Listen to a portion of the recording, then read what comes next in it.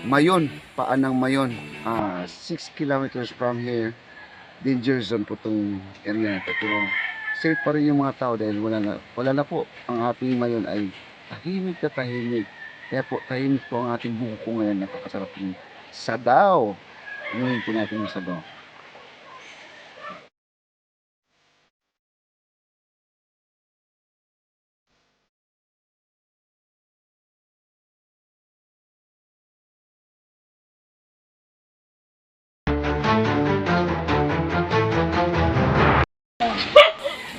Nag-harvest sila rito ng palay.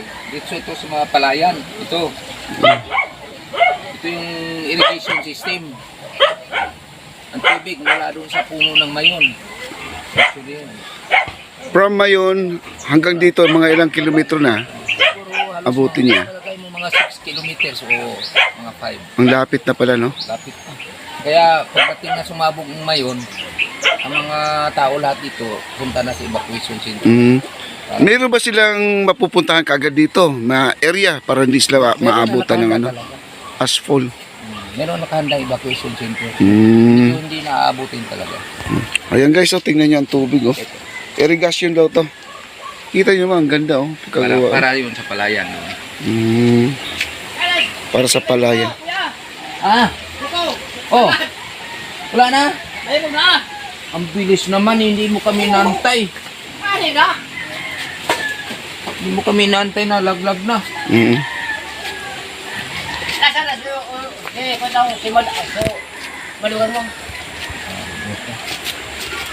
Oh, yan oh. Dito tayo mamaya maglaba. Ba't dito? Yan oh, pwede maglaba. Doon na sa ilog. Hindi, dito talaga safe kasi nakatusok siya sa mga bato-bato. Oh, kaya na-filter na to. Oh, filtered na. Bato-bato eh. Ang linaw, no? Oo. Grabe. Want to sawa sa tubig, guys, oh. Tubig dito. Walang kuryente to. Hanggat nandyan yung... pamalo oh. Ayun, Palo oh. sa ano. Ayan, maglalaba tayo mamaya. Hanggat may Mayon, may tubig. Ay sus, hindi maubusan ng tubig. Bakit hindi siya mainit? Wala naman na pagka ano dahil hindi naman na anuhan na ng mga laba na nagbabaga-baga. Pagka tumabog, delikado. Ay, gadaan dito yung mga bato-bato na nagbabaga-baga pa. Kadang ng Mayon to. Ay, yung mga bato na yan, ito ba yung nagbabaga? Oo, mga ganito, mas malaki pa dito. Minsan, ano pa eh, malaki. Malaki pa sa tao. Ay, oo. Grabe, no? Ayan, mga kaibigan, itong mga bato na inaapakan namin, ito yung galing sa Mayon. Ayan, maliit pa raw to, pero ito ay bumaba dito mula sa Mayon na binubuga, ay nagbabaga yan. Parang uling, oh.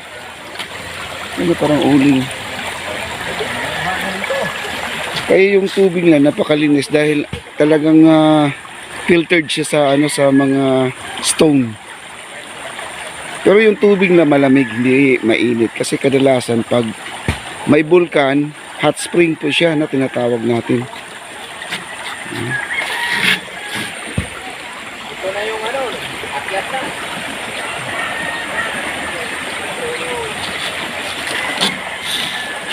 Ganda lang. At dito may kumukuha ng buko ng nyug. Dito tayo. Dikit na lang kasi mataas na. Eh, man yung tiyo manaw. Sarong-sarong mo sana. Ayun siya nagsusungkit, oh. Hindi kaya ang akyatin na tayo. Wala siyang ano. Walang hak-hak. Parang steep.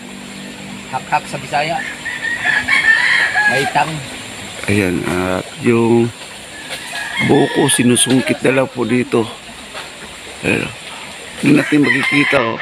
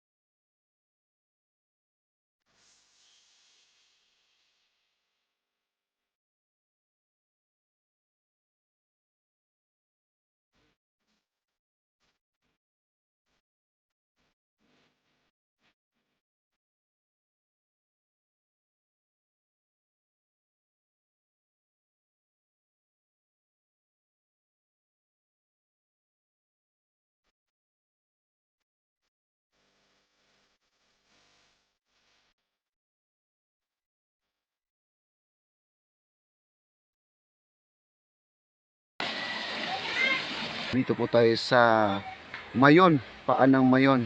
6 kilometers from here. Danger zone po itong area na to. Pero safe pa rin yung mga tao dahil wala na po. Ang ating Mayon ay tahimik na tahimik. Kaya po tahimik po ang ating buko ngayon. Napakasarap yung sabaw. Inumin po natin yung sabaw. Ang tamis! Grabe, ang tamis! Kasi kaya siya matamis kasi malapit lang sa Mayon.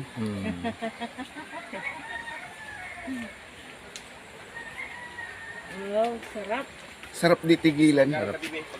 Tigilan mo na lang. Pero tuloy. Sarap talaga.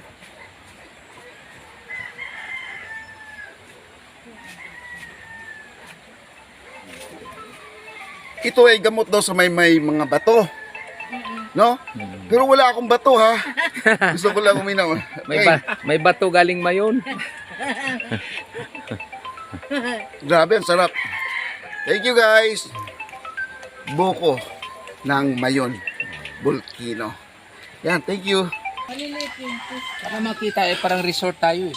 Ay, dito tayo mamaya. Parang resort eh. Oo, tingnan natin ha. Ibaba natin yung tuba mamaya, tuba. Tuba. Oo. Pero ganda ng tuba.